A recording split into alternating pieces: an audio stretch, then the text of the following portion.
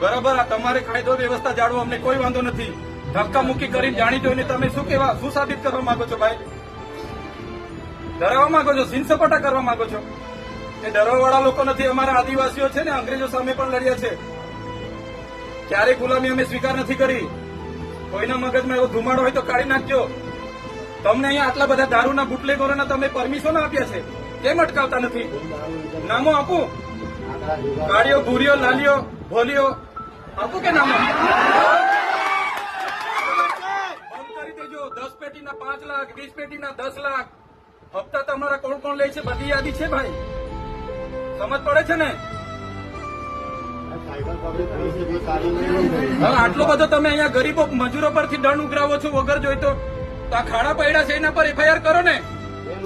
Licence નથી, RC નથી, વીમો નથી, એમ કરી તમે દંડ 4-4 હજારના દંડ ફટકારો છો મજૂરિયાને. ખાડા પડ્યા છે અધિકારી પર ને કોન્ટ્રાક્ટર પર, કેમ એફઆઈઆર નથી કરતા ભાઈ? એ તમારા ફરજમાં નથી આવતું. આવતા મજૂરોને ચોકડી પર રોકીને એટલે કલેક્ટરશ્રીને, ડીડીઓશ્રીને અને નિયામક ડીઆરડીને 5 તાલુકાના ટીડીઓને બોલાવો. ધારાસભ્ય સમેત બધી પ્રજા આવી છે. અમારે રજૂઆત કરવાની છે. અમારે કોઈ બીજી મગજમારી નથી. હું પોતે એકલો રજૂઆત કરવા વાળો માણસ છું. હું આગેવાન છું. આમના વતી હું રજૂઆત કરીશ. તમે બોલાવો.